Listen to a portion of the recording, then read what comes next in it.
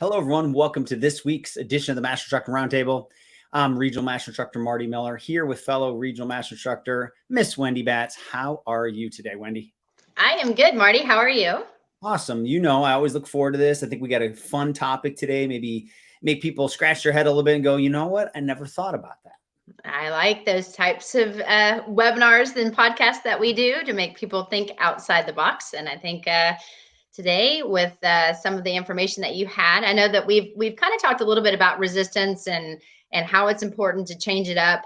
Your body adapts every 4 to 6 weeks, so I'm really kind of excited to dive into this topic for sure. Yeah, and I think going back to my early days in fitness, we used to talk about strength training. Then when I saw NASM and also when I got through my undergrad degree, I realized that strength training is a part of resistance training. So today's topic is resistance profiles because there are different ways to challenge the muscular system, and each one has unique characteristics that can be utilized differently. So, the key thing is we're going to talk about resistance, not just strength. Strength is a part of it, but resistance is that continuation of corrective exercise all the way through the OPT model into our performance enhancement specialists. Yes. So let's dive in and talk about what we're going to talk about. How about that? I like how I let you run with that because you said it so eloquently. Yeah, well, today we are going to talk about, defining what resistance training is. And to your point, you kind of already did that, Marty, but I think it's important to make sure that we're all kind of on the same page when we go through this. So we're speaking the same language here. So we are going to define it. And then we're going to talk a little bit about, some of the benefits of resistance training. And I think it's important, like you said, we're talking about these different forms of resistance training. But if you're always doing a chest press the same, over time, you're going to get the same results. And so that's what, unfortunately, we see oftentimes at the gym. When somebody walks in, they go to their staples, meaning, if it's chest day, it's Monday, right? National Chest Day. They're going to go to the bar, whether they've warmed up or not, and they're going to, throw out their reps with the exact same amount of weight each and every time, but they're not seeing the gains that they could. Versus if sometimes they're using dumbbells, sometimes they're using cables, sometimes they're using the bar, and other times they're just doing different types of movement patterns that are mimicking the same movement that they would on that bar. And they're going to notice too that if you switch it up each and every time, you're going to start to notice that you're going to get stronger because you're challenging your body and your stabilization system, the stabilizers, the prime movers, everything in different ways because of the way gravity is taking, becomes a factor, as well as, the actual resistance that you have on whatever piece of equipment or tools that you're using. Yeah, and when I fell in love with NASM back in, let's call it 2000 or so, coming out of sports medicine, strength and conditioning background, I understood concepts. And I always remembered there had to be a way. This is where I started seeing people say, well, this is my method. This is my method. And I'm not saying they were totally wrong, but people were kind of very focused on something. When I saw the model and methodology, I'm like, oh my goodness, this is exactly what I was looking for. There's a periodization. There's a do this, then this, and then move to this, and then move to that. I'm like, oh, this is beautiful. Hence why, you and I both wanted to become masters of this content, not necessarily create our own. Now, we can be very unique with this, but then when we get to the resistance profiles, that's a whole nother thing in a sense, and it's covered with NASM, but, we can add in, in what phases you can do these resistance profiles. But I view it as just like the model is a recipe. If I want to make, I don't know why chicken Parmesan came in my head. Maybe it's because I love Italian food, but you better have the right ingredients, because if you don't, you're not making chicken Parmesan, even if that's what you wanted. And I think that the model, and now that we talk about resistance profiles, gets even more specific with the ingredients. So you get the very specific outcome that you're trying to accomplish. Yes, you definitely need the recipe book, and that's how you can look at the model. Because if you told me like now it's time for me to go make this, there's no telling. I mean, as much as I love to cook, which is zero, mind you, me trying to figure some of this out on my own would not be good. But let's actually define what we're talking about. So when we're talking about resistance training, people often call it strength training or weight training. Again, all talking about the same thing, but it's the use of resistance muscular contractions to build strength anaerobic endurance, and the size of the skeletal muscle. I mean, the reason we work out, people really want to strengthen muscles and actually have them grow depending on what part of the model we're using, especially when we get to muscular development in phase 3. So resistance training is technically a form of training. And so when we're looking at, the definition here, and you're really thinking through what we're trying to talk about, this is designed to improve muscular fitness by exercising a muscle a specific way or the muscle group. So here, when we're talking about muscle group, you can't really necessarily utilize just your pec major. Your pec minor is going to be involved. Your anterior delt is going to be involved if you're doing some kind of pressing movement. So you want to think about the concepts and the different muscles that are going to help support that prime mover that you're focusing on. And we do that by, having external resistance. Well said, Miss Batts. Thanks, man. So we'll move over here to the next slide. So I think a key point, and this is just review, this has been in your material, the general adaptation syndrome. This is that theory governing all adaptations, from a training response, right? You get what you train for. If you train heavy, you might get stronger. If you train for long duration, you're going to have better endurance. It's pretty simple. And you can see this goes back almost, now we're getting closer to 100 years than we'd like to admit. 1936, by a Canadian physician. So this is how an organism adapts when it's exposed to acute or damaging stimulus. We know damaging to muscles fine because we recovery. No, but we know we have to stimulate the muscle for some level of trauma so it can adapt. But this goes back to ancient Greece with Milo of Croton. There's a story that, he had a young calf and he would carry the calf all the way to the market. As the calf grew, Milo grew, right? Because it was that general adaptation syndrome. Before you knew it, there he is on the far right carrying a full-grown bull. I'm sure this is an absolute true story. That's what I'm going with. Yes, I don't know how often I carry bulls around. However, yes, when you Your start little guy, by he's growing. You never know. I mean, yes. So with my son, I still wish he would grow sometimes a little bit faster than he is in size, but definitely he's growing in height. But this is, I think, a very important concept because to your point, you will start to grow as you change the type of demand. And of course, that's when we get into the next slide here, when we really think about what is it that we're trying to accomplish, what are the phases and what are the goals that we're trying to achieve. And if you're just joining us today on the Master Instructor Roundtable, Marty Miller and I are talking about resistance profiles. And so far defining when we're talking about resistance training, what we mean. And, I think that concept, most of us know, that's why we're in this business. But the SAID principle, I think, is extremely important. And that really builds the foundation of the NASM OPT model. Because when we're talking about it, and like, Marty just said, you get what you train for. So when you're thinking about the SAID principle, I mean, just to define it, it's a principle stating that the body is going to adapt to the specific demands that you're placing upon it. And then on top of that, you've got the law of accommodation, and so this is when you're thinking through some of these concepts, it's going to decrease in response of your body to a constant stimulus. So if you're always doing the exact same thing, you're not going to see the changes that you want. And, your body adapts to the stress that you place upon it. And like you said, every time you work out, you're getting these micro tears and then your body has to go through a healing process. That's what gets us to grow. And so you want to think of it. Are you eating the right things? Are you warming up correctly? Do you have full available range of motion? Can you think about the types of repetitions that you want with quality of movement versus quantity?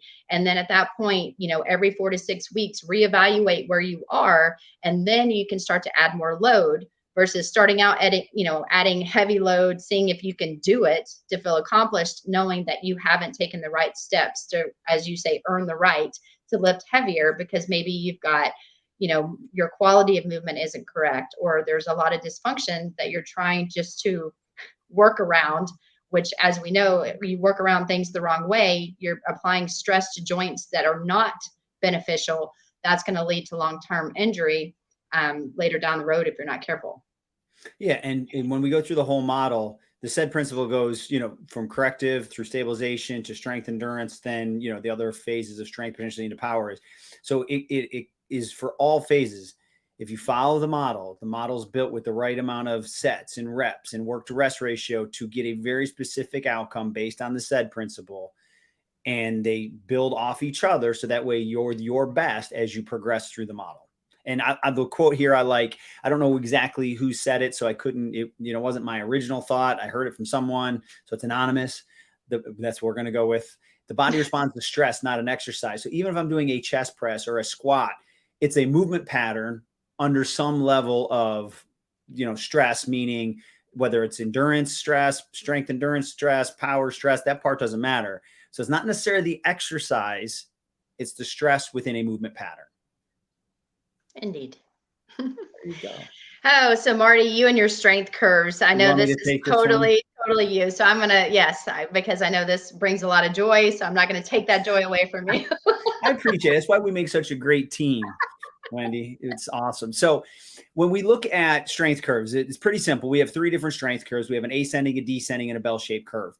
So we're going to break it down, make it simple. So when you look at an exercise with an ascending strength curve, they're the easiest at the top of the exercise. So think of like a bench press or a squat, something like that, that once you get past the sticking point, as you go to the higher positions, it's easier. So this is where the musculoskeletal system gains a mechanical advantage. So in the descending strength curve, now we're going to look at the opposite. So you'll see the graph here as well. And it gives you kind of like the red and green line. So in the descending strength curve, the exercises are hardest at the top of the range of motion, while maximum strength is produced at the start of a lift. So think of like a pull-up, right? So pull-up is when you begin to struggle to get your chin at the bar during fatigue, that is more of a descending strength curve. So it's working against you. And then we have single joint exercises like a bicep curl, where the hardest part of the motion is in the middle part. So it's not that hard. You can just look through the different exercises. A bench obviously is going to be the ascending. Same thing with the squat. A pull-up is going to be the descending. And then a bicep curl is going to be more the bell-shaped curve. Well said, Marty. I'll try. So we're going back to here thinking about some definitions. And so when we talk about isotonic, you want to think about breaking this word up into what it actually means. So when you're thinking about iso, that means constant, and tonic means tension. And so when you're thinking about an isotonic muscle contraction, that's where the force is produced as the muscle develops tension while visibly changing in length. So when you're thinking about that, you're thinking about the different types of machines. You can see this guy here, doing a chest press. Again, you're going to think about the constant load that this guy has to do to get to the end range. Because as you know, if you push out, it's easier just to hold it there for a second and then bring it back down nice and slow. So again, thinking about why we do the tempos the way that we do it. So we're challenging our muscles at different times in different ways, utilizing different types of equipment. So then when you're thinking about isokinetic, again, kinetic meaning speed and the constant velocity in that movement. How fast are you moving it? So when a muscle shortens at a constant speed over the full available range of motion, this is when we're thinking about the isokinetic format. So an isokinetic muscle action requires the use of sophisticated equipment that measures the amount of force generated by the muscles and then adjusts the resistance or the load so that no matter what, and no matter how much tension you have and it's produced, that movement's going to remain constant throughout the motion. And so I think that's when we start to really think about a machine's going to help guide you because it is something that's constant. You're able to kind of control that movement versus if you had something like a dumbbell that you now have to deal with your spatial awareness to make sure that your elbows are staying bent, that you're controlling that movement throughout. So I think that's really important too when you're going through and you're starting to think about isotonic versus isokinetic, and then what is it that you're trying to achieve here.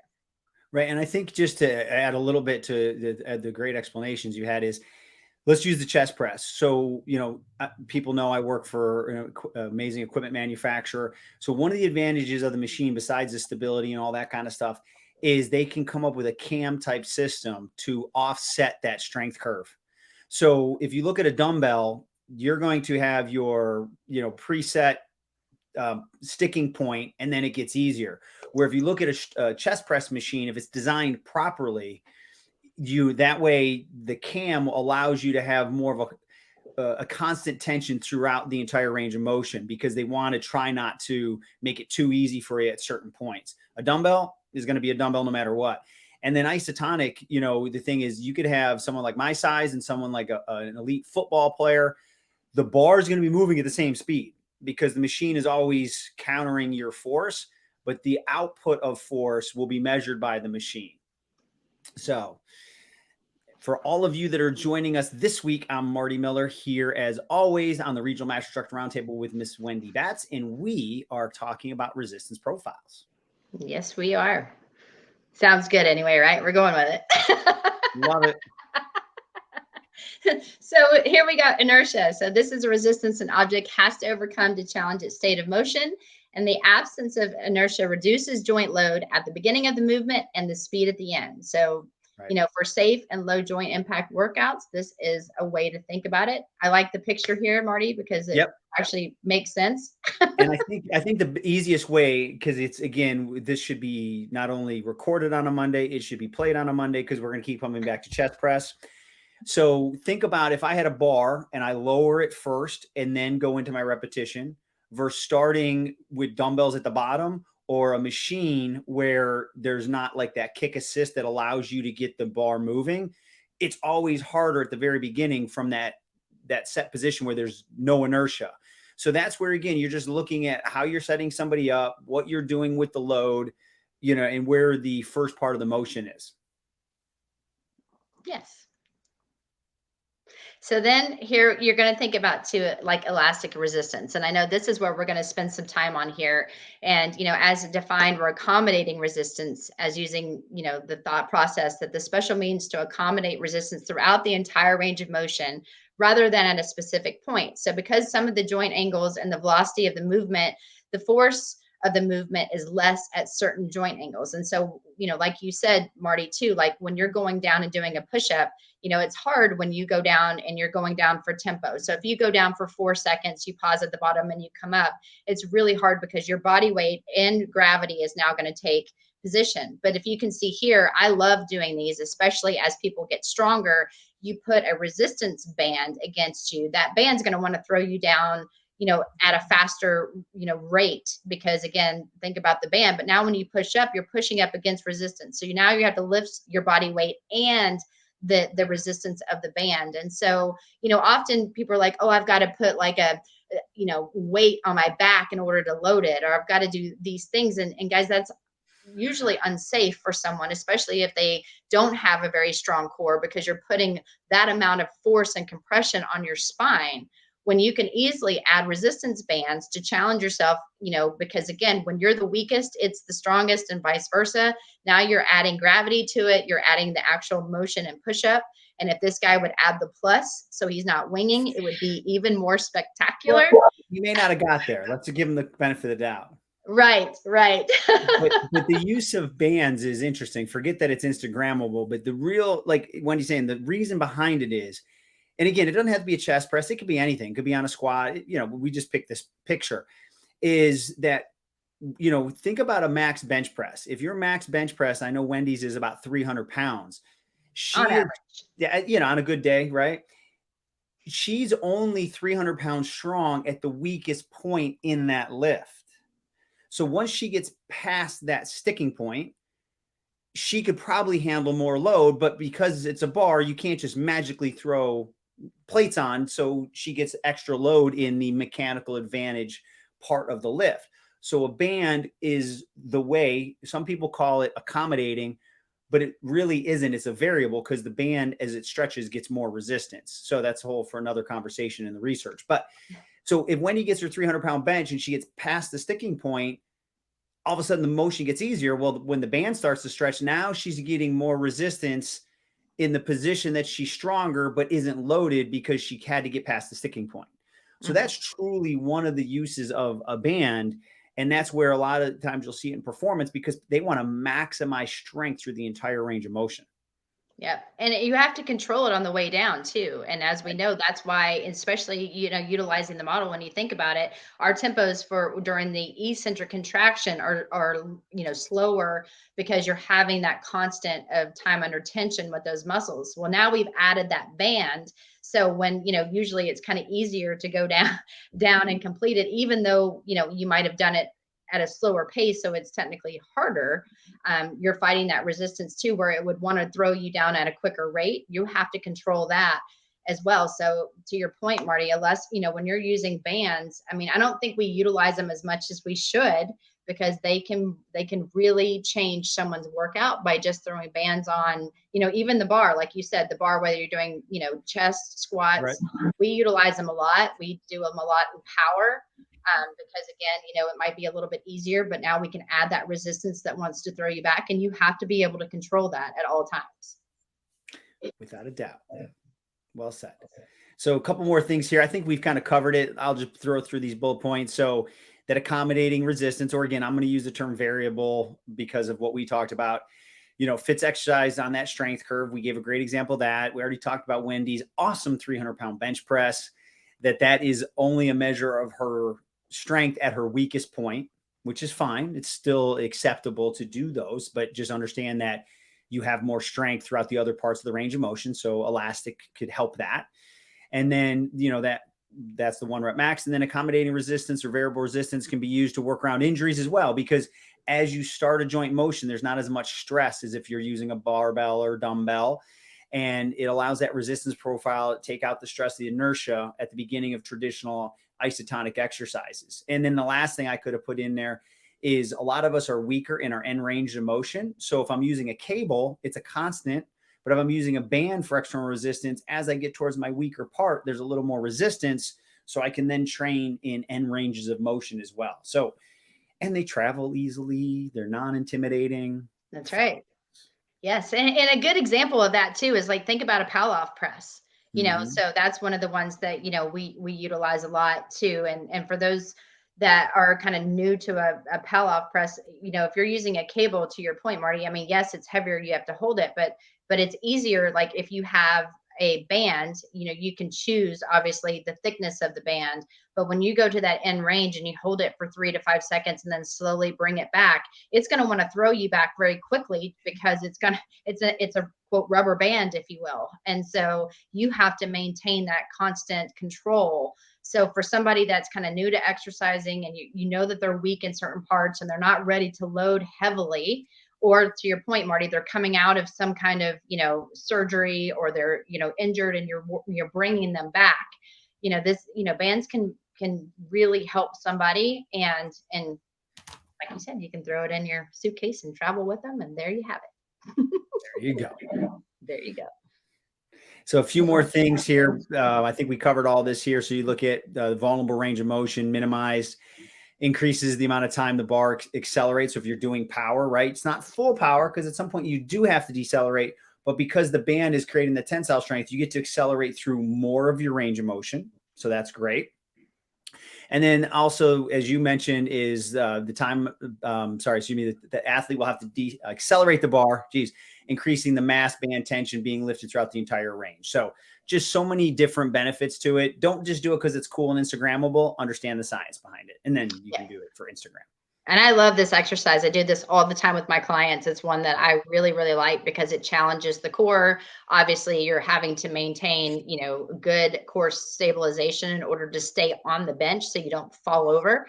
Doing single arm, obviously, you're having to think through that. And then now with the band, you have to control it. So if you're thinking of a 4-2-1, you push up for one hold, and then you have to lower yourself down slowly and make sure you don't fall off the bench. So everything has to be really kind of dialed in just to make sure that your form is ideal and exceptional through it. So, if you only have, let's say, 30-pound weights, and you know that somebody can lift more weights, then throw a band around it. So therefore it's not the number that's on the dumbbell. It's, can they control it with what they can easily do, but now through that new resistance placed upon it, it is something completely different, and it's going to challenge the core in a way different way, as well as the chest, obviously.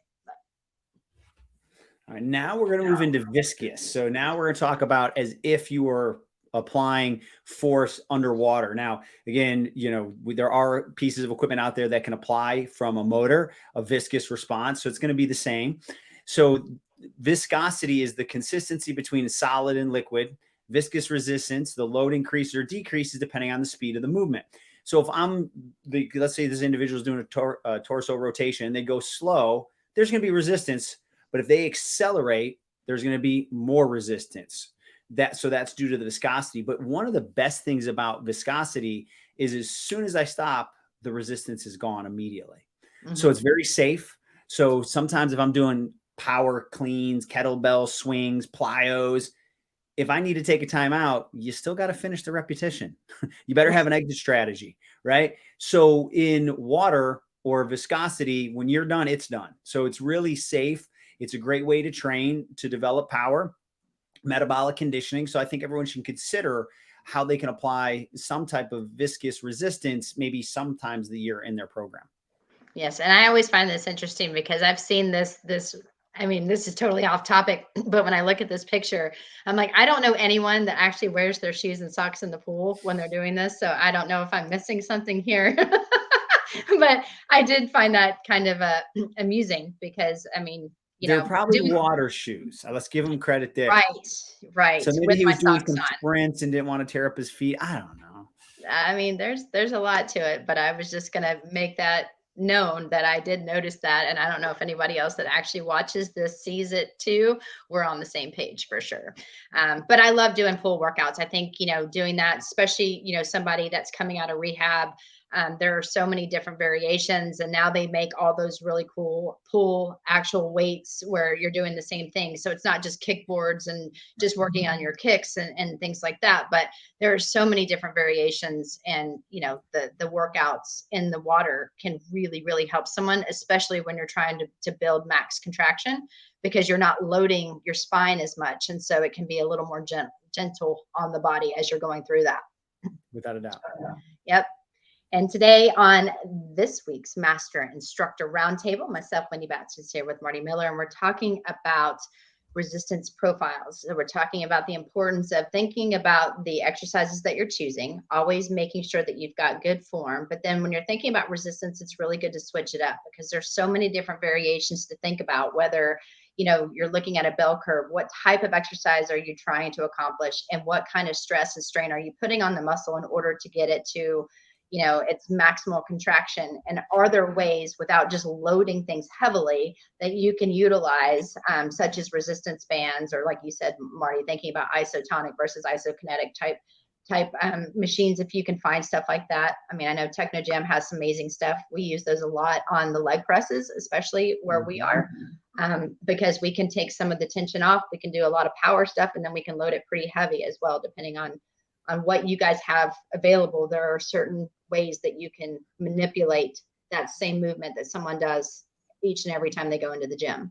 Yeah, and I think, part of the key takeaways, or part of why I think Wendy and I wanted to do this topic for all of you is, when we dating ourselves here, when we got into this industry, Instagram and Facebook and things like that weren't something for us to gather information. So there's nothing wrong with it. I like when people put out information, but what we're seeing is a lot of people see an exercise and they just go mimic it, and they don't reverse engineer it from the 5 kinetic chain checkpoints, what phase of training, and then what type of load are they applying.